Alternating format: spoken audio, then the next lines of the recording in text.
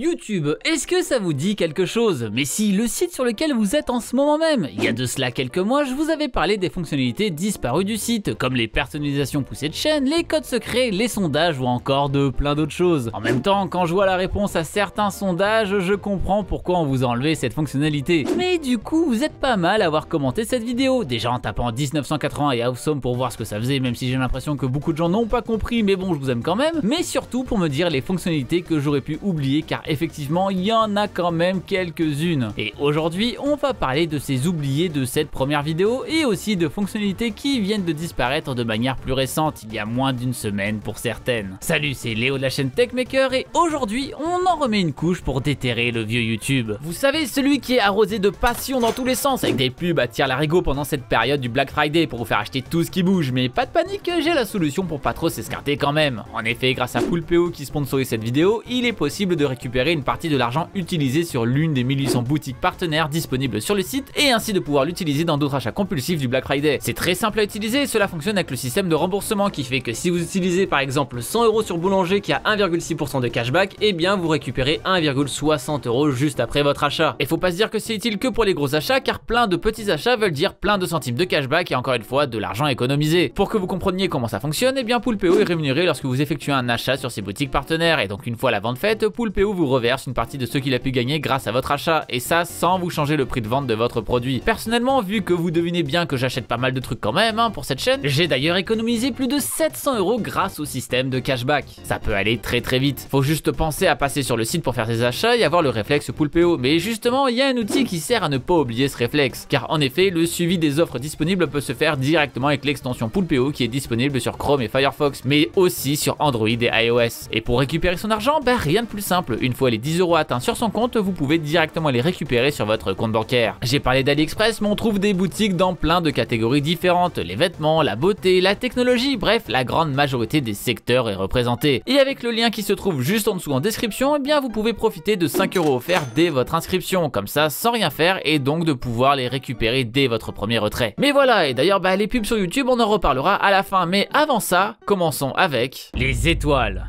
Comment j'ai pu oublier les étoiles sur YouTube avant le système de notation qu'on a actuellement, basé sur les pouces bleus et rouges. D'ailleurs, n'oubliez pas d'appuyer sur le bleu, sinon YouTube va aussi le supprimer car ils verront que vous n'utilisez pas. Et oui, super technique pour quémander des pouces. Et bien dans le passé, les notes des vidéos étaient un peu plus complètes, avec la possibilité de mettre entre 1 et 5 étoiles. Les plus boomers d'entre nous se rappelleront de la musique de Cyprien sur ce système de notation d'ailleurs. Pour le coup, ce changement était assez nécessaire car le système de notation par étoile n'est clairement pas le meilleur. Les gens ne savent pas dans quel sens voter avec ces dernières, ce qui mérite d'avoir une étoile ou non, ou encore comment les lire. Car le truc c'est que le cerveau humain, il est un peu bête, désolé de vous l'apprendre, et à cause de ça, le jugement que l'on fait sur une vidéo avec des étoiles est beaucoup plus vénère que peut l'être celui du pourcentage de pouces. Ce n'est d'ailleurs pas les seuls à avoir vite lâché le système de notation par étoile, Netflix l'a aussi fait par exemple très rapidement, ce qui montre un consensus au niveau de la mauvaise idée d'utiliser des étoiles. En même temps, l'histoire nous avait un peu prévenu, et hop, je récupère mon petit point Godwin, merci. Arrivé en 2005 en même temps que YouTube, ce dernier a disparu seulement 4 ans après pour laisser place au système qu'on connaît aujourd'hui et qui n'a pas bougé depuis. Enfin si, il y a la couleur, car avant on était sur du pouce vert, pouce rouge, alors que maintenant c'est pouce bleu, pouce noir. Les sous-titres communautaires. Saviez-vous que certains regardent leurs vidéos YouTube sans le son? Alors des fois par choix car il est 3 h du matin et la dernière vidéo de McFly et Carlito risque de réveiller votre daronne, mais aussi d'autres fois par nécessité, car la personne n'a plus accès à son circuit auditif. Et donc pour pallier ça, le système des sous-titres est une super solution. D'ailleurs c'est pas forcément que dans ces cas-là, car rien que pour regarder une vidéo dans une langue étrangère non connue, une traduction via sous-titres peut aussi être assez pratique. Mais qu'est-ce qui a été enlevé alors? Eh bien c'est le fait que la plèbe puisse d'elle-même mettre des sous-titres avec un outil assez poussé qui permet de bien régler tout ça avec les timestamps de chaque phrase et de pouvoir même le faire dans plusieurs langues. Avec un système pareil, des vidéos très virales ont été traduites dans plusieurs dizaines de langues, permettant à ces dernières d'être comprises de tous. Ici, la raison évoquée était que très peu de gens utilisaient cette fonctionnalité, environ 0,001% pour la création de ces dernières et pour l'utilisation on était sur 0,2% sur la durée moyenne de visionnage. Ouais, c'était pas fou. La raison à ça est que des outils sont arrivés au fur et à mesure et qui sont bien plus efficaces que les sous-titres communautaires. Premièrement, la synchronisation automatique de script est activée, c'est d'ailleurs pour ça que sur mes vidéos vous aurez très souvent les sous-titres de disponibles vu que je serai là à vous fournir le script et ainsi vous pourrez profiter des sous-titres dès la sortie de vidéo. D'ailleurs peut-être que j'y aurais caché des easter eggs dedans si vous les activez, qui sait. Deuxièmement, la reconnaissance et la traduction automatique de de Google sont de plus en plus efficaces, et là où il y a quelques années elle était assez hasardeuse, de nos jours elles font de moins en moins d'erreurs, ce qui permet de leur faire de plus en plus confiance. Mais la fonctionnalité qui a détruit le plus, je pense, les contributions communautaires, c'est Android 10. En effet, avec cette nouvelle version du robot vert, les live captions sont arrivés, ce qui a permis de rendre le système encore plus pratique avec les sous-titres et une analyse de l'audio pour permettre une très bonne retranscription, et ça même sans que l'audio ne soit activé sur votre smartphone. Bref, les contributions communautaires étaient soit devenues une perte de temps pour ceux qui faisaient les sous-titres car des outils plus poussés sont arrivés, soit une source de troll pour ceux qui voulaient mettre n'importe quoi comme sous-titre et qui se faisaient valider car l'auteur de la vidéo n'était pas très attentif. Les statistiques publiques de vidéos.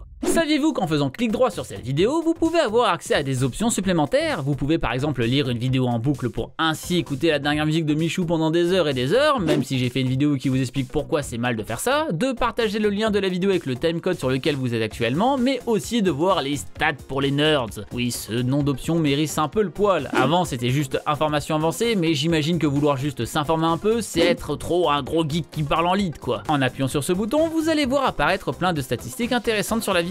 La résolution maximale de lecture de vidéo avec son framerate pour savoir si les gens publient leurs vidéos en 24, 25, 30, 50 ou 60 images par seconde. La résolution de la fenêtre dans laquelle vous regardez votre vidéo pour ainsi savoir si vous profitez vraiment de la résolution maximale. Le nombre d'images perdues pour savoir si vous avez des soucis de connexion ou autre, etc. etc. Eh bien, sachez qu'avant, il y avait aussi la possibilité d'avoir des informations plus précises sur les vues des vidéos. En effet, avec les 3 petits points qui se trouvent à côté des boutons enregistrer et partager, d'ailleurs vous devriez cliquer sur ce bouton partager car il est vraiment très beau, hein, je dis ça je dis rien, vous pouvez avoir accès à d'autres options et les statistiques de la vidéo étaient un menu qui existait avant. Avec ce dernier, vous pouviez voir le nombre de partages d'une vidéo, les vues par pays et surtout la chronologie sur ces fameuses vues. Avec cette information, il était ainsi possible de savoir si la vidéo était devenue virale beaucoup de temps après sa date de sortie ou non, vu que le pic de vues était visible. Je trouve ça étrange que cette fonctionnalité ait disparu, vu que de toute façon les créateurs pouvaient choisir de ne pas rendre public ces informations, et donc c'était au bon vouloir de chacun. Après là, c'est mon cerveau de François Billy Martingale hein, qui me donne envie d'analyser toutes les statistiques avancées que je peux trouver. Mais bon, ça faisait de mal à personne, c'était assez discret pour ne rien bouffer en source, mais j'imagine que c'est comme tout justement, vu que c'était peu utilisé, ça valait pas le coup de maintenir. Toujours dans cette idée d'être le plus minimaliste possible, mais aussi car il fallait forcément continuer de prendre tout ça en compte dans le développement et l'évolution du site. Et d'ailleurs, en parlant de choses peu utilisées, les messages privés.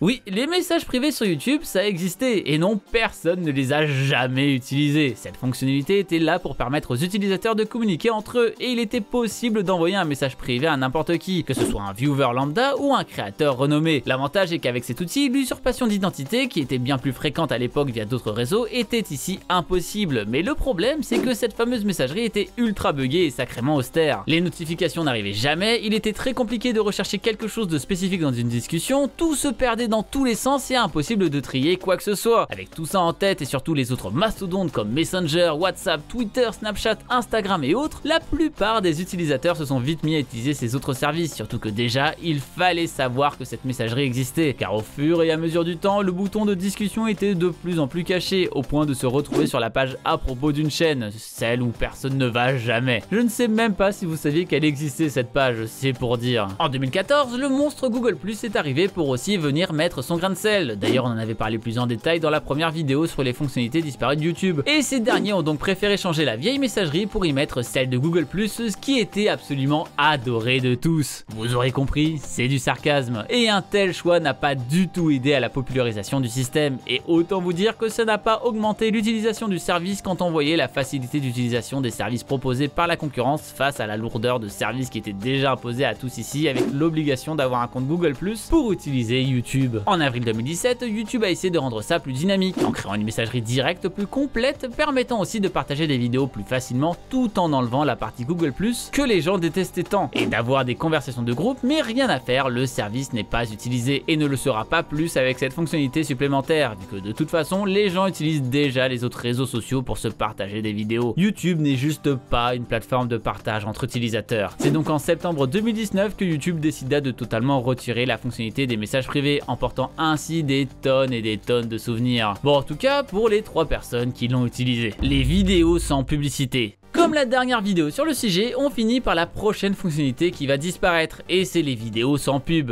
Il faut savoir que YouTube peut être utilisé de manière gratuite et sans pour autant obliger les gens à avoir des pubs sur leurs vidéos. Les pubs sont mises en place avec la création du programme partenaire YouTube qui a de plus en plus resserré la vis mais qui permet un partage de revenus entre YouTube et le créateur à l'affichage de chaque pub, avec 55% qui revient au créateur et 45% à YouTube. Alors oui, vous voyez déjà très peu de vidéos sans pub sur YouTube en ce moment, à moins d'avoir YouTube Premium, car bon, on va pas se mentir, mais je vais pas cracher sur quelques pépettes, et comme disait un grand philosophe des temps modernes, j'aime l'argent. Mais je trouvais ça bien d'avoir au moins le choix de mettre des publicités ou non. Maintenant, même la vidéo de mariage qui a été postée en non répertorié à l'arrache sur la chaîne de Tonton va avoir 2 publicités non skippables pour la PS5 et la Xbox Series X. Et je sais pas, je trouve ça dommage d'avoir perdu ça au vu du peu de revenus que ça va apporter à YouTube d'avoir fait ça. Alors peut-être qu'actuellement, au vu de la situation, le roi de la vidéo a trop de publicité à afficher et n'a trouvé que ça comme solution pour écouler les stocks, mais pas certain que ce soit la meilleure idée du monde. Ce qui est plus problématique là-dedans, c'est qu'ici, plutôt qu'une séparation 45-55%, YouTube se réserve la totalité du butin, avec un joli 100% pour eux, vu que le programme partenaire n'est pas activé. Ce qui est finalement le plus sale, je trouve. Et ne vous inquiétez pas, on n'ira pas sur une nouvelle apocalypse comme à l'époque, vu que de toute façon, les publicités ne seront jouées que sur du contenu ad-friendly, et donc toutes les chaînes qui ont moins de 1000 abonnés et moins de 4000 heures de visionnage en moins d'un an. YouTube se fera de l'argent sur votre dos sans vous donner le moindre copec.